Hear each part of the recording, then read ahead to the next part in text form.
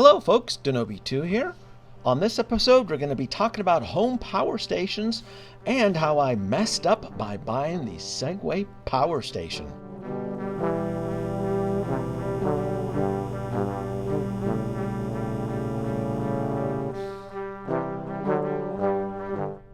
Now, to explain this story, we're going to have to do a little bit of time traveling.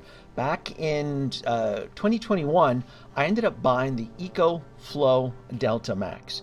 This thing is incredible. I've had it for several years. The main purpose of me purchasing this was as a emergency trickle charger, essentially a gas can for an electric vehicle. At the time, I was driving the Toyota RAV4 EV.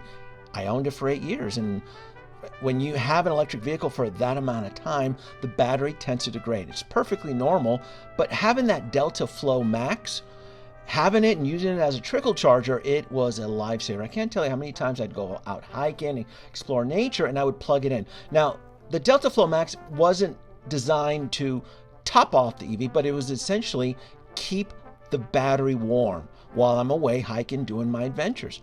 And when I eventually replaced the Toyota RAV4 with the Ford Lightning, which I ended up getting in November of 2023, the Delta Flow Max at the time was put on its second duty as a home backup system, but more importantly, I was using it to generate power and essentially cool our master bedroom.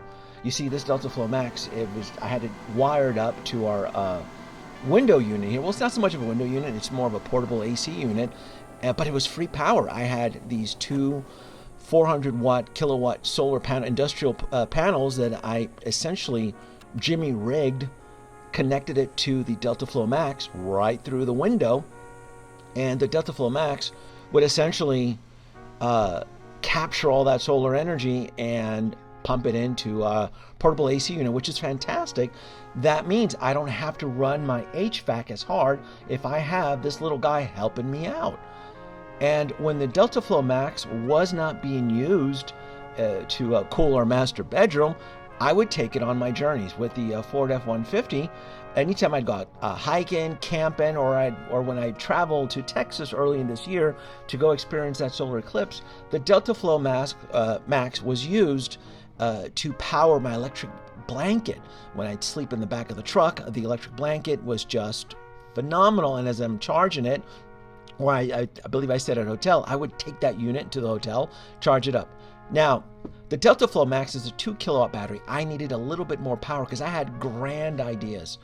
I figured, well, you know what? The Segway Power Station, a 3 kilowatt station, and when I go on hiking or my planned or proposed planned trip at the time, I don't know if I'm still going, to Burning Man, I can bring my solar panels on the truck bed and harness the power into a 3 kilowatt battery. Then I can leave the Delta 2 Max at home doing its other duties. The Delta Max spoiled the hell out of me. I assumed, like a dumbass, that these home power stations all operated in the same way. Plug it in, set it, and forget it. I learned the hard way. I thought I could trust the Segway brand. I honestly, genuinely thought. And I knew that Delta Flow Max was an expensive battery. I mean, just if you just look at the connectors, this should have been the first clue. The back of the Delta Flow Max, it tells you the specs as to the amount of solar it can handle, and then you get to the Segway Power Station, and all it says is solar car and input. That should have been the first warning sign. And then you go back to the Delta Flow Max, and it's like it tells you 10 amp max, and etc. The problem with the Segway Power Station is that it has a solar cap, which I didn't even know such a thing existed. It can't handle my Jinko photovoltaic module solar panels. Apparently, the voltage is too much. That's just ridiculous. Error messages. I ended up calling Segway's customer service. They told me to get a lower watt panel, which is just ridiculous because, yes, I can use the 160 watt solar panel that was gifted to me by in-laws. 160 watts just does not generate a lot of power, right? And there's nothing wrong with these panels, with these EcoFlow solar panels. They work fantastic. But at 160 watts to charge up a 3 kilowatt battery, it's going to take days. Why would I want to bring that when I can bring these industrial panels on my truck bed, essentially generate almost up to 800 watts of electricity, and it would essentially charge up the Delta Flow in a few hours, right? Now, what I'm doing here is I'm plugging in my portable room AC, and it, for the most part, it could handle a portable AC unit on wheels, and you can kind of see it on there. I'm like, oh, okay. I knew within the 30-day window that it could not handle real solar panels. I just figured, well, as long as I can somewhat use it as a gas can, as essentially an emergency gas can on the F-150, I'm not going to have a problem with it. In fact, just last month when I went to San Diego Comic-Con, I brought this battery along with me. I took this thing with me, 3 kilowatts. And I'm going to tell you, having a trickle charger 3 kilowatt battery it could be a godsend if you're driving an EV. Hell, I was pushing the actual range. The life of an EV driver. 22 miles till the Tesla charging station, and my range is 29 miles. So you gotta hypermile it. Keep those miles low. Keep the speed low, so that you can prolong it. That's it. Experienced EV driver here, folks. Cutting it close. 2.5 more miles. I got 15 miles range left. And I've been hypermiling. I've been actually averaging about 65 miles on average once I got below the 30-mile range. So I'm extending it. And the nice thing is that heading towards San Diego, there's a lot of downhill. So the Segway Power Station sucks at capturing real solar energy. The next thing I needed to figure out was, well, can I use it as essentially a gas can?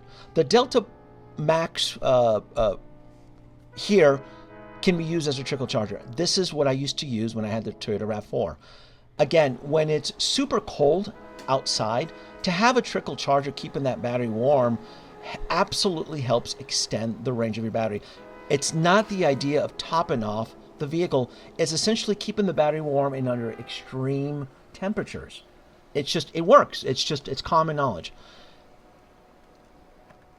It blew me away that the Segway Power Station cannot even be used as a trickle charger.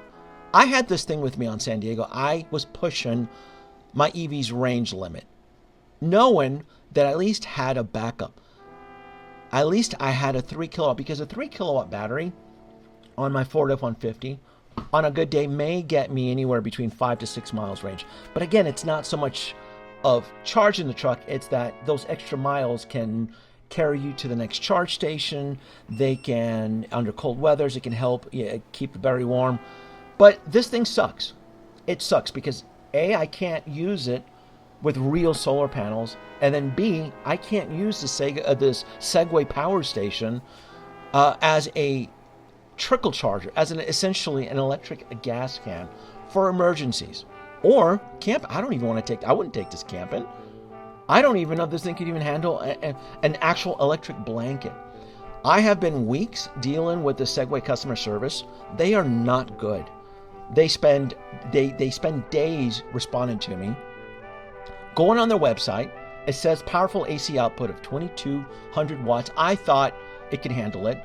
The solar max panel, 800 watt max. I have two 400 watts. I didn't know the specifications on the volts. I'm not an electrical engineer. My dumbass, I thought all home power stations operate the same. Clearly, EcoFlow is a work of art. It is a technological marvel compared to the Segway Power Station. I made this video so that you folks out there do not make the exact same mistake. The Delta Max is phenomenal. The Segway Power Station is essentially one large iPhone charger. That's it. I don't even know if Segway is going to take my return back, because it's been 40 days, and I essentially told them This battery, I have no use for it. I can't even use it for the two things I essentially bought it for. Folks, like, subscribe, heed my warning, stay away from the Segway Power Station. I keep wanting to say Sega like the video game.